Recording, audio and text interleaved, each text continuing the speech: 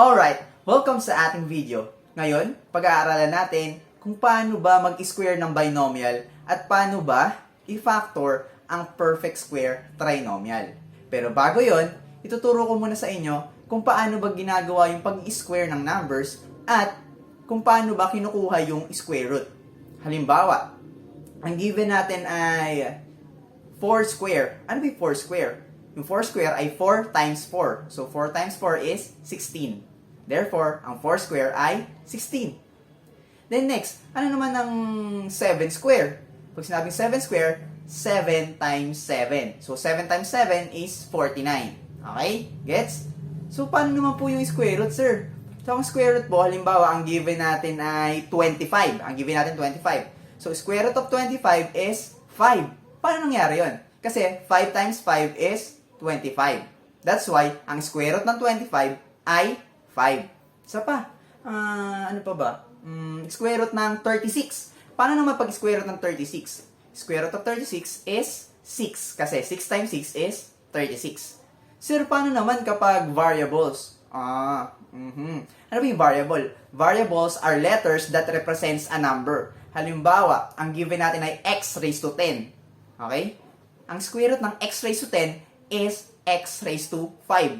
Paano ginagawa? Ang gagawin nyo lang, yung exponent po, i-divide nyo lang sa 2. After nyo i-divide sa 2, yun na po yung sagot. So, halimbawa, square root of x raised to 8.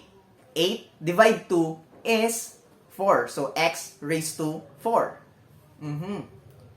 Ganun lang kadali. Dinidivide lang natin sila sa dalawa. So, that's it. Nakapag-review na tayo. Saglit ka pa lang nandito. Ang dami mo nang natutunan. Paano pa kaya kapag nagtagal ka pa? By the way, I am Teacher Marky, and this is Mark Tutorial. Alright, good morning. Our topic for today is about squaring a binomial and factoring perfect square trinomial. But first, what is a binomial? A binomial is a polynomial with two terms. And here's the formula. The quantity a plus b squared equals a squared plus 2ab plus b squared. How do we get this? First, square the first term, square the last term, then get the product of the first and last term. So we have a times b and multiply it by 2.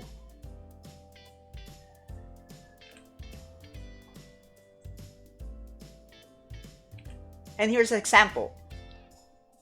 The quantity x plus 3 squared. So first, square the first term.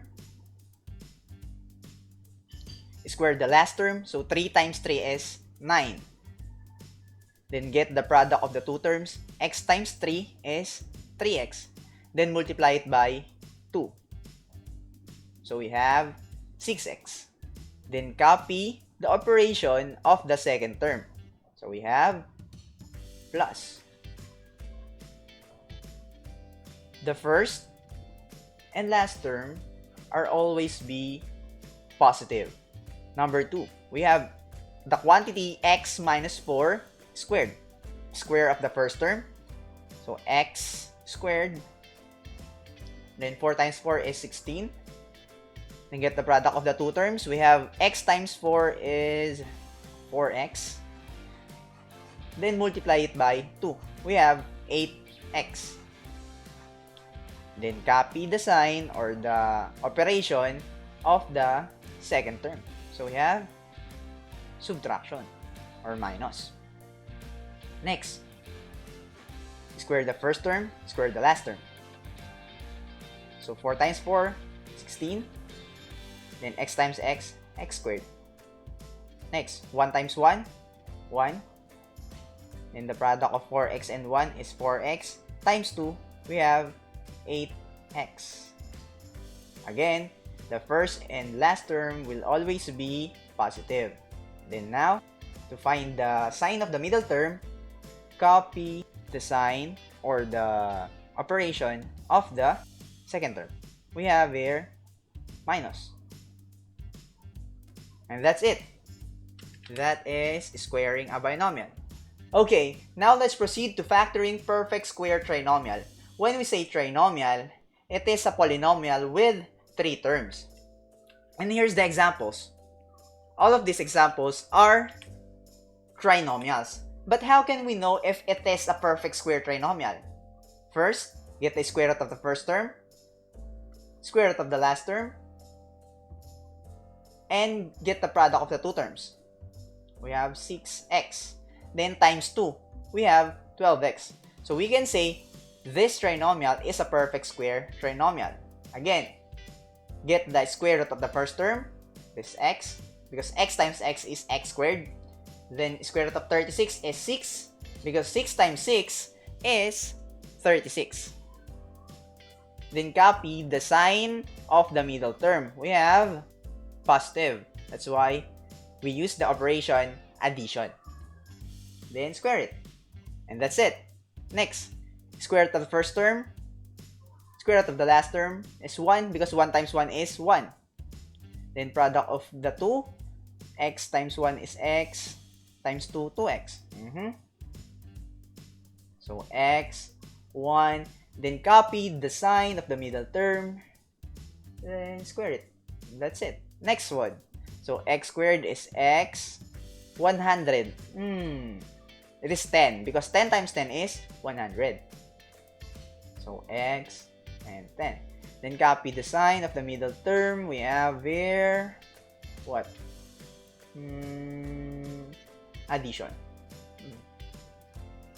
Next, we have x squared plus 10x plus 25. X squared and 25 is a perfect square, so we can write it down. So x and 5, because 5 times 5 is 25. Then product of 5 and x is 5x, then times 2, 10x. So copy the sign of the middle term. We have that.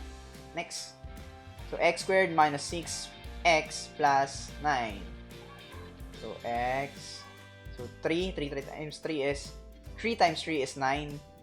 Then product of the 2 is 3x times 2, negative 6x. We have x and 3 minus, so x minus 3, then square. Again, x, 8, then get the product of the 2. We have 8x times 2, 16x. So this trinomial is a perfect square trinomial. So we can use this. X, 8, then copy the sign of the middle term, then square. And that's it. Here in number 7, 12x squared plus 36x plus 27. 12 and 27 is not a perfect square. But 12, 36, and 27 is divisible to... so 1 plus 2 is 3. 3 plus 6 is 9. 2 plus 7 is 9. And all of these are divisible by 3. And therefore, 12, 36, and 27 is also divisible by 3. So we can factor out 3. So 12 divide 3 is 4. Then suffix the variables. Next, 36 divide 3, we have 12. Then x. 27 divide 3 is 9. And that's it. 4x squared plus 12x plus 9. 4x squared is a perfect square. 9 is a perfect square. Then 12. The square root of 4x squared is 2x. Square root of the last term is 3. Then get the product of the 2. We have 6x times 2 is 12x. So this is a perfect square trinomial. So we can do this again. So we have 2x. Square root of the last term is 3, because 3 times 3 is 9. Then copy the sign or the operation of the middle term. We have addition. Then square. And that's it. Last number, we have x squared y minus 10x y plus 25y. We can clearly see that they have a common factor, which is y. So we can factor out y. Y times x squared minus 10x plus 25. 25 and x squared is a perfect square.